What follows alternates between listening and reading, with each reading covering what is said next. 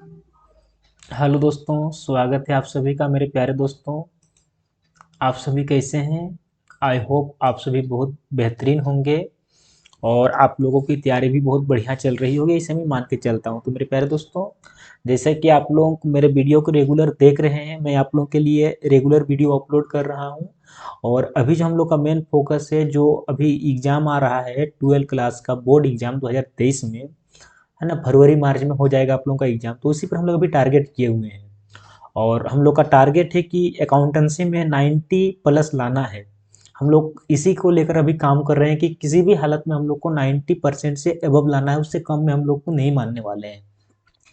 और इसलिए हम लोग अभी सबसे पहले हम लोग एमसीक्यू का डिस्कशन कर रहे हैं कि जितने भी एमसीक्यू बन सकते हैं। और एमसीक्यू को देखने के बाद हम लोग न्यूमेरिकल को देखेंगे, शॉर्ट टाइप न्यूमेरिकल को, उसके बाद लॉन्ग टाइप न्यूमेरिकल को भी हम लोग देखेंगे। तो मेरे प्यारे दोस्तों, आज जो हम लोग का टॉपिक है, जो इस चैप्टर पर हम लोग बात करेंगे, उस चैप्टर का नाम है financial statement of A company, एक कंपनी का वित्तीय विवरण। और ये बहुत इंपॉर्टेंट है, थ्योरिकल क्वेश्चन यहाँ से आता ही आता है। और लगभग इसमें हम लोग आज लगभग 37-38 एमसीक्यू को देखेंगे। और अगर आप लोग 37-38 एमसीक्यू को अच्छे से देख लेंगे तो इसके बाद इसके बाहर आपका क्वेश्चन नहीं आएगा इस चैप्टर से, इस बात का मैं दावा कर सकता हूँ। तो चलिए देर नहीं करते हैं, हम लोग फटाफट देखते हैं कि इस चैप्टर से क्या क्या एमसीक्यू बन सकता है। तो मेरे प्यारे दोस्तों, इस चैप्टर से जो भी एमसीक्यू बन सकता है, इस पर हम लोग आज चर्चा करेंगे, ठीक है। और लगभग मेरे प्यारे दोस्तों, इसमें आप लोगों को 37 आसपास एमसीक्यू देखने को मिलेगा इस चैप्टर से, ठीक है। आप लोग किसी भी बोर्ड से हो, झारखंड बोर्ड से हो, बिहार बोर्ड से हो, वेस्ट बंगाल बोर्ड से हो, सीबीएसई से है, आईसीएसई से हो, या फिर यूपी बोर्ड से, किसी भी बोर्ड से हो, आप लोगों को बस इतना ही पढ़ना है इस चैप्टर से, ठीक है। तो मेरे प्यारे दोस्तों, देखिए आप लोगों को पहला क्वेश्चन दिख रहा है, ठीक है। मैं आप लोगों को टाइम भी दूंगा, आप लोग पहले बताइएगा और फिर मैं चर्चा करूंगा कि इसका सही आंसर क्या होगा। तो मेरे प्यारे दोस्तों, देखिए पहला क्वेश्चन जो है आप लोगों को दिख रहा होगा। पहला क्वेश्चन देखिए, क्वेश्चन नंबर 1 में आप लोगों को दिख रहा है। आप लोगों को कि बताना है कि वित्तीय विवरण जो है, वित्तीय विवरण ये होते हैं। तो वित्तीय विवरण क्या होते हैं बताना है। जो फिनेंशियल स्टेटमेंट होते हैं तो ये क्या होते हैं। तो मेरे प्यारे दोस्तों, देखिए ये क्वेश्चन है, क्वेश्चन का 4 ऑप्शन दिया हुआ है, ऑप्शन नंबर ए, बी, सी और डी। तो इसका सही ऑप्शन कौन सा होगा, सही आंसर कौन सा होगा, आप लोगों को बताना है। तो क्वेश्चन क्या है कि वित्तीय विवरण होते हैं। तो वित्तीय विवरण क्या होते हैं, एक अभिलेखित तथ्य होते हैं। क्या होते हैं, अभिलेखित तथ्य, यानी कि ऑप्शन नंबर 20 का करेक्ट हो जाएगा, ठीक है। मेरे प्यारे दोस्तों, इस बात को आप लोग नोट भी करते चलिएगा। अगर आप लोगों को पता है तो बहुत अच्छी बात है, और अगर नहीं पता है तो आप लोग नोट भी करते चलिए, और एग्जाम टाइम में बस एक बार नोट कॉपी को रिवीजन कर लीजिएगा, ठीक है। चलिए देखते हैं next question, question number 2। Question number 2 में कहा जा रहा है कि चालू संपत्ति में शामिल है जो हम लोग का करेंट एसेट्स होता है। तो करेंट एसेट्स में हम लोग क्या क्या शामिल करते हैं। तो स्टॉक, स्टॉक को करते हैं, हाँ करते हैं। देनदार यानी कि डेटर्स, डेटर्स को भी करते हैं। रोकड़, रोकड़ यानी केस, केस को भी करते हैं। तो इनमें से सभी को करते हैं। ऑप्शन नंबर डी इसका करेक्ट हो जाएगा, ठीक है। ऑप्शन नंबर डी इसका करेक्ट हो जाएगा। चलिए देखते हैं next question, question number 3। Question number 3 में कहा जा रहा है, क्वेश्चन नंबर 3 में कहा जा रहा है कि निम्नलिखित में कौन एक कंपनी के वित्तीय विवरण का भाग नहीं है, यानी कि फाइनेंशियल स्टेटमेंट का पार्ट नहीं है। तो कौन सा हुआ है जो वित्तीय विवरण का भाग नहीं है। तो लाभानी खाता, लाभानी खाता इसका भाग है। आर्थिक चिट्ठा, आर्थिक चिट्ठा भी इसका भाग है। लेजर खाता नहीं है, यानी कि जो लेजर अकाउंट होता है ना, ये फाइनेंशियल स्टेटमेंट का पार्ट नहीं है, यानी वित्तीय विवरण का भाग नहीं है। ऑप्शन नंबर सी इसका करेक्ट हो जाएगा। बाकी रोकड़ प्रवाह विवरण भी होता है, ठीक है। देखते हैं क्वेश्चन नंबर 4। क्वेश्चन नंबर देखिए 4 में कहा गया है कि सामान्य संचय को, यानी कि जो जनरल रिजर्व होता है, सामान्य संचय, जनरल रिजर्व, इसको आर्थिक चिट्ठे में किस शीर्ष के अंतर्गत दिखाया जाएगा। यानी कि जो जनरल रिजर्व होता है इसको हम लोग किस हेडिंग में दिखाते हैं। हम लोग जिसको बैलेंस शीट का लायबिलिटी साइड में दिखाते हैं, तो किस हेडिंग के अंतर्गत दिखाते हैं, ये हम लोग का क्वेश्चन है। तो मेरे प्यारे दोस्तों, इसका सही हो जाएगा ऑप्शन नंबर सी, यानी संचय एवं अतिरिक्त के अंतर दिखाते हैं। किसके अंतर दिखाते हैं, संचय एवं अतिरिक्त के अंतर दिखाते हैं, ठीक है। ऑप्शन नंबर सी इसका करेक्ट हो जाएगा। चलिए देखते हैं next question, question number 5। Question number 5 में कहा जा रहा है मेरे प्यारे दोस्तों कि कंपनी के आर्थिक चिट्ठे के संपत्ति पक्ष में चालू संपत्ति में शामिल होती है। तो बताना है कि चालू संपत्ति में हम लोग क्या क्या शामिल करते हैं, यानी जो करेंट एसेट्स है, तो करेंट एसेट्स में हम लोग क्या क्या शामिल करते हैं, ठीक है। तो विविध देखिए यहाँ पर विविध देनदार हो गया है, स्पेलिंग गलत हो गया है, यह विविध देनदार लिखना चाहिए था। और हाथ में रोकड़, ये हाथ में रोकड़ होना चाहिए था यहाँ पर, हाथ में रोकड़ और स्टॉक और इनमें से सभी। तो मेरे प्यारे दोस्तों करंट एसेट्स में हम लोग इन तीनों को शामिल करते हैं, यानी कि ऑप्शन नंबर डी करेक्ट हो जाएगा, इनमें से सभी। चलिए देखते हैं next question, question number 6। Question number 6 में कहा जा रहा है कि कंपनी के अंतिम खाते, जो कंपनी का जो अंतिम खाता होता है, ठीक है, तो कंपनी अधिनियम 2013 की किस धारा के प्रावधान के तहत यह तैयार किया जाता है।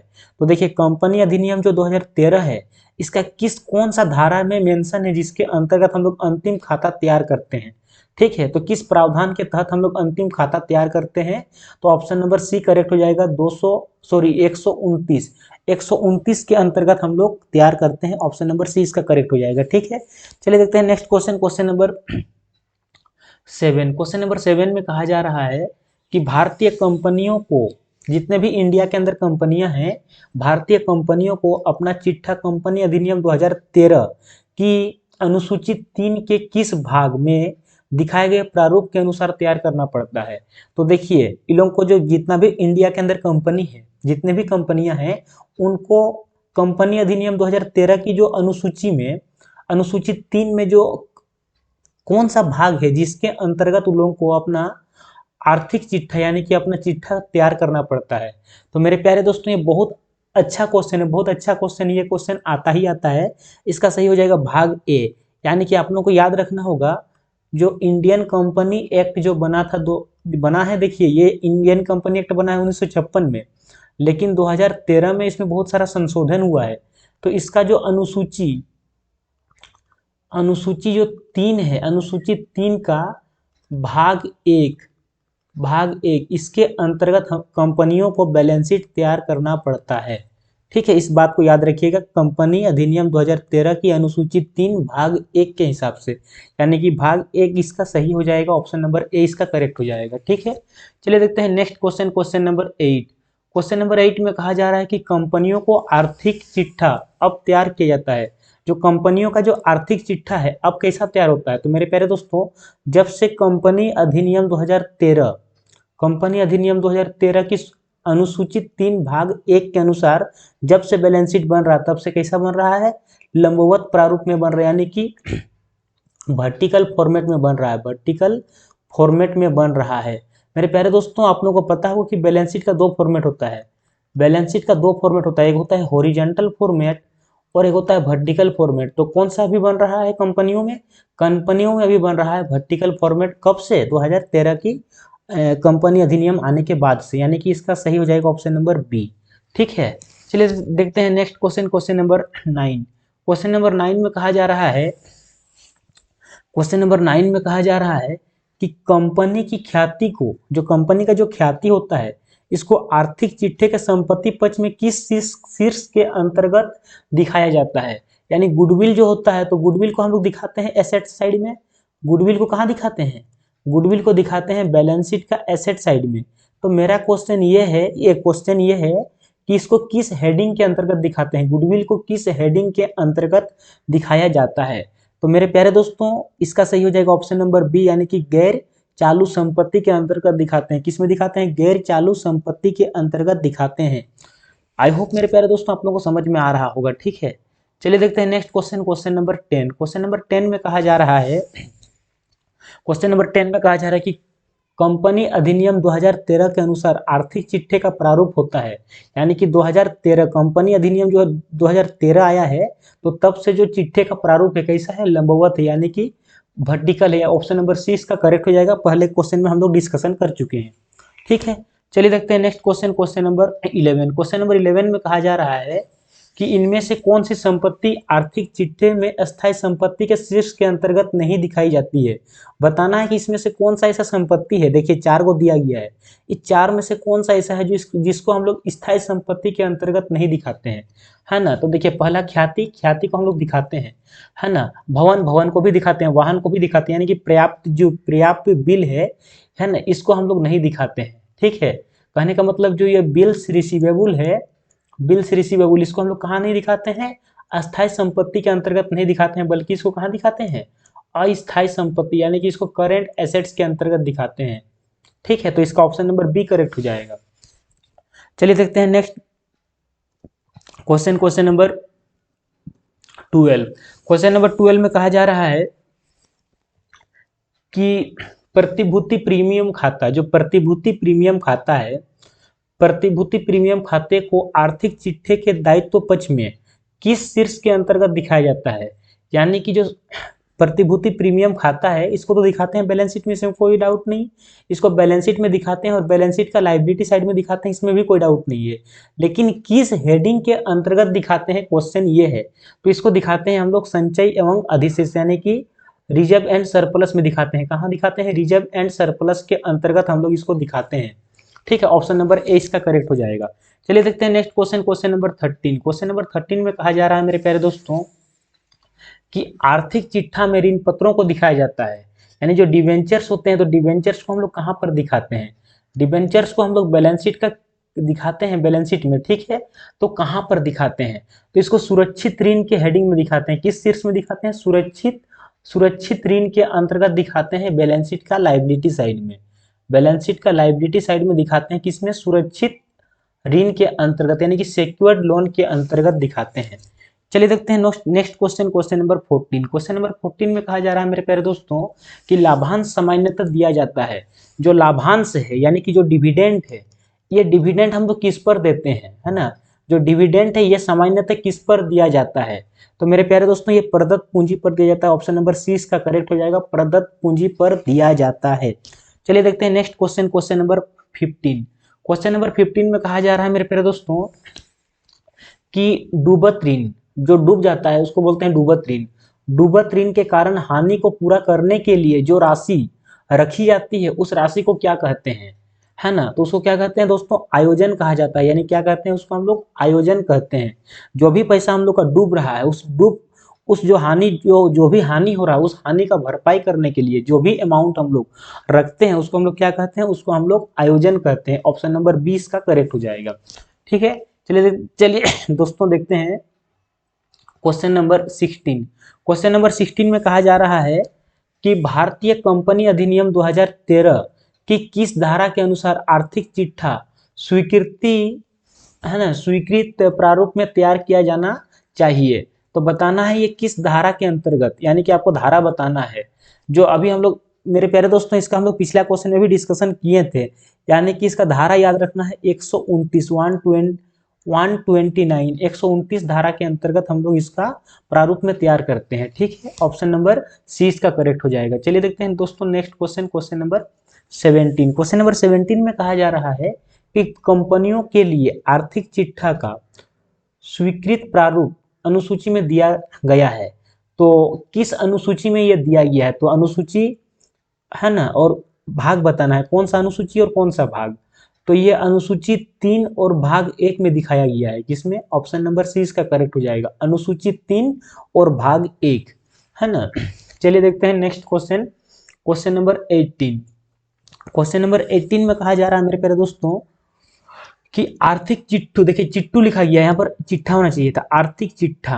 आर्थिक चिट्ठा में अंश पूंजी को, यानी जो शेयर कैपिटल होता है, जो शेयर कैपिटल होता है इसको हम लोग किस शीर्षक के अंतर्गत दिखाया जाता है, यानी कि जो शेयर कैपिटल है इसको किस हेडिंग के अंतर्गत दिखाया जाता है। तो मेरे प्यारे दोस्तों इसको दिखाते हैं शेयर होल्डर्स फंड के अंदर। किसके, शेयर होल्डर्स फंड जो होता है हेडिंग, इसके अंदर हम लोग दिखाते हैं शेयर कैपिटल को, यानी कि ऑप्शन नंबर डी इसका करेक्ट हो जाएगा, अंशधारी कोष। ठीक है, 18 का डी हो जाएगा करेक्ट आंसर। चलिए देखते हैं दोस्तों next question, question number 19। Question number 19 में कहा जा रहा है मेरे प्यारे दोस्तों कि निम्नलिखित में कौन वित्तीय विवरण का तत्व है। बताना है कि जो वित्तीय विवरण होता है कौन सा वित्तीय विवरणों का तत्व यानी कि एलिमेंट है। तो आर्थिक चिट्ठा है, लाभानी खाता भी है, यानी कि ऑप्शन नंबर सी इसका करेक्ट हो जाएगा, ए और बी दोनों हो जाएगा। ठीक है, क्योंकि ध्यान दीजिएगा इसमें क्या कौन कौन से एलिमेंट आते हैं, आर्थिक चिट्ठा आता है और लाभानी खाता आता है, यानी कि इन दोनों को मिला करके हम लोग वित्तीय विवरण कहते हैं। ठीक है, आर्थिक चिट्ठा और profit and loss account in दोनों को मिला करके क्या कहा जाता है, वित्तीय विवरण कहा जाता है, यानी कि ऑप्शन नंबर सी इसका करेक्ट हो जाएगा। चलिए देखते हैं दोस्तों क्वेश्चन नंबर 20, नेक्स्ट क्वेश्चन है ना, क्वेश्चन नंबर 20। क्वेश्चन नंबर 20 में कहा जा रहा है कि कंपनी अधिनियम के अंतर्गत निम्नलिखित में कौन सा तैयार करना अनिवार्य नहीं है। बताना है कि कौन सा वह है जिसको हम लोग अनिवार्य नहीं है, तैयार करना चाहें तो कर भी सकते हैं और तैयार नहीं करना चाहें तो नहीं भी कर सकते हैं। तो वह है अंकेक्षकों की रिपोर्ट, है ना। यानी जो अंकेक्षक आते हैं, यानी जो ऑडिटर्स होते हैं, ऑडिटर्स का रिपोर्ट तैयार करना कोई जरूरी नहीं है। बाकी लाभानी विवरण खाता बनाना बहुत जरूरी है, बैलेंस शीट बनाना बहुत जरूरी है, कोष प्रवाह यानी फंड फ्लो बनाना बहुत जरूरी है, लेकिन अंकेक्षकों का जो रिपोर्ट है यह बनाना कोई जरूरी नहीं है, अनिवार्य नहीं है। ठीक है, आई होप मेरे प्यारे दोस्तों आप लोगों को समझ में आ रहा होगा, आप लोगों को एक एक पॉइंट क्लियर हो रहा होगा। ठीक है, चलिए देखते हैं next question, question number 21। Question number दोस्तों देखते हैं क्वेश्चन नंबर 21।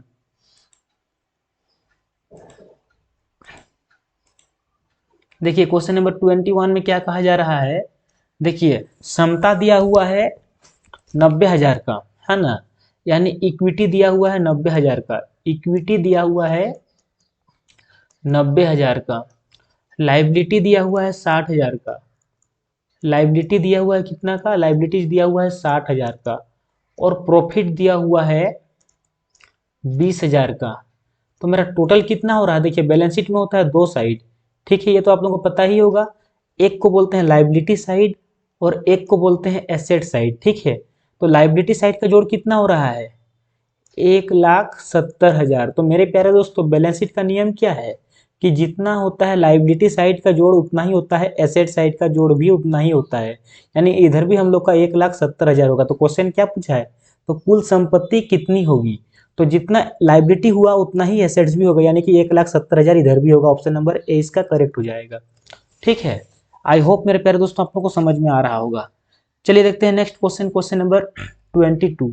क्वेश्चन नंबर 22 में कहा जा रहा है, क्वेश्चन नंबर 22 में कहा जा रहा है कि वह संचय जो किसी विशेष उद्देश्य से बनाया जाता है, यानी कि वह रिजर्व जिसको हम लोग किसी विशेष उद्देश्य के लिए बनाते हैं उसको हम लोग क्या कहते हैं, उसे हम लोग कहते हैं विशिष्ट संचय कहते हैं, यानी कि स्पेशल रिजर्व कहते हैं। ऑप्शन नंबर डी इसका करेक्ट हो जाएगा। ठीक है, आई होप मेरे प्यारे दोस्तों आप लोगों को समझ में आ रहा होगा और आप लोग मजे से पढ़ रहे होंगे। चलिए देखते हैं next question, question number 23। Question number 23 में कहा जा रहा है मेरे प्यारे दोस्तों कि कंपनी की वार्षिक रिपोर्ट तैयार की जाती है।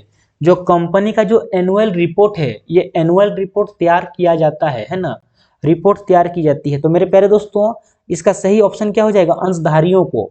देखिए जो भी रिपोर्ट जो बनता है, ये रिपोर्ट किसको पेश करते हैं, ये रिपोर्ट हम लोग शेयर होल्डर को पेश करते हैं। क्यों, क्योंकि शेयर होल्डर्स जो होते हैं वही कंपनी के मालिक होते हैं। और हम लोग रिपोर्ट किसको तैयार करके भेजेंगे, रिपोर्ट तैयार करके हम लोग मालिक को देते हैं, यानी कि शेयर होल्डर्स को देते हैं, और शेयर होल्डर्स ही कंपनी के मालिक होते हैं। यानी कि ऑप्शन नंबर सी इसका करेक्ट हो जाएगा। ठीक है मेरे प्यारे दोस्तों, चलिए देखते हैं next question, question number 24। Question number 24 में कहा जा रहा है मेरे प्यारे दोस्तों, एक कंपनी के लेखों द्वारा प्रदर्शित लाभ हानि को क्या किया जाता है ना, और कहाँ दिखाया जाता है।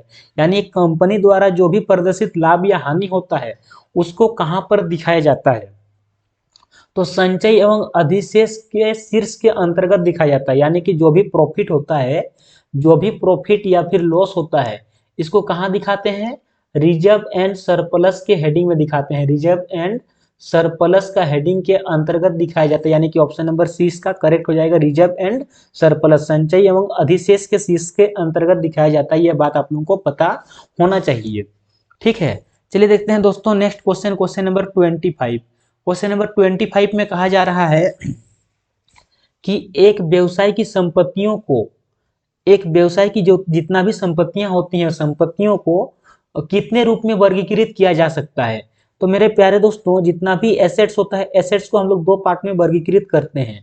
ठीक है, एक का नाम है आपका करेंट एसेट्स, करेंट एसेट्स, और दूसरा का नाम है नॉन करेंट एसेट्स। क्या एसेट्स, नॉन करेंट एसेट्स। यानी एसेट्स को हम लोग दो पार्ट में बांट सकते हैं, करेंट एसेट्स और एक नॉन करेंट एसेट्स, यानी कि गैर चालू तथा चालू संपत्ति। ऑप्शन नंबर सी इसका करेक्ट हो जाएगा। ठीक है, ऑप्शन नंबर सी इसका करेक्ट हो जाएगा। चलिए देखते हैं दोस्तों next question, question number 26। Question number 26 में कहा जा रहा है कि वित्तीय विवरण शब्द में सम्मिलित है। यानी जो वित्तीय विवरण है, यानी कि जो फाइनेंशियल स्टेटमेंट है, तो फाइनेंशियल स्टेटमेंट में क्या क्या शामिल होता है, फाइनेंशियल स्टेटमेंट में क्या क्या चीज शामिल होता है। तो मेरे प्यारे दोस्तों इसमें लाभ हानि विवरण शामिल होता है, बिल्कुल होता है, लाभ हानि हानि विवरण शामिल होता है, और स्थिति विवरण भी शामिल होता है, यानी कि ये दोनों शामिल होता है, यानी कि ऑप्शन नंबर सी इसका करेक्ट हो जाएगा। लाभ हानि विवरण एवं चिट्ठा दोनों का दोनों शामिल होता है, ये दोनों मिल करके क्या बनता है, याद रख लीजिएगा, पीएल एंड लॉस स्टेटमेंट यानी कि लाभ हानि विवरण और प्लस बैलेंस शीट, इन दोनों को मिलाकर के क्या कहते हैं, इन दोनों को मिलाकर के फाइनेंशियल स्टेटमेंट कहा जाता है। ये बात आप लोगों को पता होना चाहिए मेरे प्यारे दोस्तों। चलिए देखते हैं next question, question number 27। Question number 27 में कहा जा रहा है कि स्थिति विवरण है, बताना है जो स्थिति विवरण है, यानी कि जो स्थिति विवरण ये क्या है, स्थिति विवरण क्या है, एक प्रकार का खाता है कि एक प्रकार का विवरण है कि एक प्रकार का मतलब दोनों है कि उपरोक्त तो सभी है। तो मेरे प्यारे दोस्तों इसका सही ऑप्शन हो जाएगा ऑप्शन नंबर बी, यानी कि एक प्रकार का विवरण है। देखिए नाम में ही लगा है स्थिति विवरण, तो क्या हो सकता है, ये एक विवरण हो सकता है, ऑप्शन नंबर बी इसका करेक्ट हो जाएगा। ठीक है, चलिए देखते हैं next question, question number 28। Question number 28 में कहा जा रहा है कि वित्तीय विवरण लेखांकन प्रक्रिया के उत्पाद है, यानी कि बताना है जो वित्तीय विवरण है यानी कि जो फाइनेंशियल स्टेटमेंट है, ये फाइनेंशियल स्टेटमेंट कौन सा स्टेप है, यानी कि ये एक अंतिम स्टेप है। ठीक है, ये क्या है, अंतिम उत्पाद है, सबसे लास्ट में हम लोग बनाते हैं फाइनेंशियल स्टेटमेंट, यानी कि ये सबसे लास्ट का प्रोसेस है, सबसे लास्ट में फाइनेंशियल स्टेटमेंट बनता है, ऑप्शन नंबर सी इसका करेक्ट हो जाएगा। चलिए देखते हैं दोस्तों next question, question number 29। Question number 29 में कहा जा रहा है मेरे प्यारे दोस्तों कि वित्तीय विवरण प्रदर्शित करते हैं, बताना है जो वित्तीय विवरण जो है प्रदर्शित करती है। तो वित्तीय विवरण में क्या प्रदर्शित होता है, मौद्रिक सूचना, क्या होता है, मौद्रिक सूचना का प्रदर्शन होता है, यानी कि ऑप्शन नंबर ए इसका करेक्ट हो जाएगा। मेरे प्यारे दोस्तों चलिए देखते हैं next question, question number 30। Question number 30 में कहा जा रहा है कि लाभ एवं हानि विवरण को क्या कहते हैं। तो मेरे प्यारे दोस्तों लाभ हानि विवरण को आय विवरण भी कहा जाता है, यानी कि प्रॉफिट एंड लॉस स्टेटमेंट को इनकम स्टेटमेंट भी कहा जाता है, इनकम स्टेटमेंट भी कहा जाता है, यानी कि ऑप्शन नंबर सी इसका करेक्ट हो जाएगा। ठीक है मेरे प्यारे दोस्तों चलिए देखते हैं next question, question number 31। Question number 31 में कहा जा रहा है मेरे प्यारे दोस्तों क्वेश्चन नंबर 31 में कहा जा रहा है कि प्रारंभिक व्यय यानी कि जो प्रिलिमिनरी एक्सपेंसेस होता है, यानी कि प्रारंभिक व्यय होता है, इसको चिट्ठे के किस शीर्ष के अंतर्गत दिखाया जाता है, यानी बैलेंस शीट का किस हेडिंग के अंतर्गत हम लोग प्रिलिमिनरी एक्सपेंसेस को दिखाते हैं। ये बहुत ज्यादा इंपॉर्टेंट क्वेश्चन है मेरे प्यारे दोस्तों, बहुत ही ज्यादा इंपॉर्टेंट क्वेश्चन है। तो इसको हम लोग दिखाते हैं प्रतिभूति प्रीमियम संचय में घटा करके, यानी कि जो सिक्योरिटीज प्रीमियम है, सिक्योरिटीज प्रीमियम में माइनस करके इसको हम लोग दिखाते हैं। ये बहुत इंपॉर्टेंट टॉपिक है, बहुत इंपॉर्टेंट क्वेश्चन है, ये आप लोगों को जानकारी होना चाहिए। और इन सारे चीजों पर मैं चर्चा करूंगा मेरे प्यारे दोस्तों, घबराइएगा बिल्कुल भी नहीं। मैं जब न्यूमेरिकल पढ़ाऊंगा तो एक एक पॉइंट पर आप लोगों को डिस्कशन दूंगा। ठीक है चलिए तो देखते हैं दोस्तों next question, question number 32। Question number 32 में कहा जा रहा है कि लाभ हानि विवरण का डेबिट शेष दर्शाया जाता है, यानी कि जो लाभ हानि विवरण है यानी कि प्रॉफिट एंड लॉस जो स्टेटमेंट है, प्रॉफिट एंड लॉस स्टेटमेंट का जो डेबिट शेष है यानी कि जो डेबिट बैलेंस बचता है, तो डेबिट बैलेंस हम लोग को क्या दर्शाता है, अगर प्रॉफिट एंड लॉस स्टेटमेंट का सॉरी डेबिट शेष है तो ये हमको क्या दिखाता है, संचय एवं अधिशेष शीर्ष के अंतर्गत ऋणात्मक मत के रूप में दिखाता है, यानी कि ये क्या दिखाता है, डेबिट शेष अगर बच गया तो हम लोग को नेगेटिव दिखाता है। ठीक है, और अगर क्रेडिट शेष हो गया तो ये हम लोग को डेबिट नेगेटिव दिखाता है और क्रेडिट हम लोगों को पॉजिटिव दिखाता है, यानी डेबिट पूछा है तो क्या होगा, ऋणात्मक मत के रूप में दिखाता है। ठीक है, इस बात को याद रखिएगा। सॉरी चलिए दोस्तों देखते हैं next question, question number 33। Question number 33 में कहा जा रहा है कि पेटेंट्स व कॉपीराइट, जो पेटेंट्स होता है और कॉपीराइट होता है, इसको किस श्रेणी के अंतर्गत आते हैं, बताना है जो पेटेंट्स और कॉपीराइट ये किस श्रेणी के अंतर्गत आते हैं। तो मेरे प्यारे दोस्तों ये अमूर्त संपत्ति के अंतर्गत आते हैं, ये हम लोग का संपत्ति है लेकिन कैसा है, अमूर्त है, जो हम लोग को दिखता नहीं है। ऑप्शन नंबर सी इसका करेक्ट हो जाएगा। चलिए तो दोस्तों देखते हैं next question, question number 34। Question number 34 में कहा जा रहा है कि ख्याति संपत्ति के किस श्रेणी के अंतर्गत आता है, यानी जो ख्याति यानी जो गुडविल है, गुडविल भी कैसा है, गुडविल भी हम लोग को दिखता नहीं, यानी ये भी एक अमूर्त संपत्ति है। ऑप्शन नंबर सी इसका करेक्ट हो जाएगा। ठीक है मेरे प्यारे दोस्तों, चलिए देखते हैं नेक्स्ट क्वेश्चन, क्वेश्चन नंबर 35।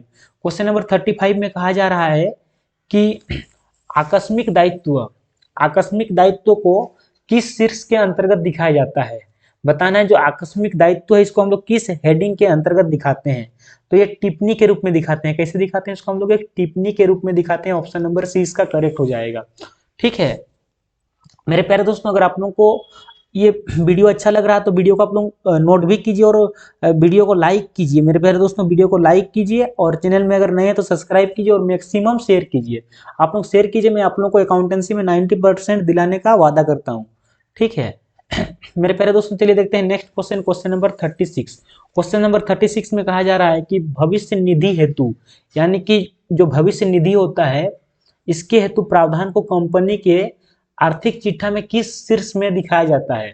तो बताना है जो भविष्य निधि है इसको हम लोग किस हेडिंग के अंतर्गत दिखाते हैं। ये बहुत इंपॉर्टेंट क्वेश्चन है। तो इसको दोस्तों दिखाया जाता है गैर चालू दायित्व के अंतर्गत। किसमें? गैर चालू दायित्व, यानी कि ऑप्शन नंबर 20 का करेक्ट हो जाएगा। ठीक है चलिए दोस्तों देखते हैं next question, question number 37। Question number 37 में कहा जा रहा है कि प्रारंभिक व्यय जो प्रिलिमिनरी एक्सपेंसेस है इसको चिट्ठे के किस शीर्ष के अंतर्गत हम लोग दिखाते हैं। ये बहुत इंपॉर्टेंट क्वेश्चन है मेरे प्यारे दोस्तों। तो इसका क्या हो जाएगा, इनमें से कोई नहीं। क्यों?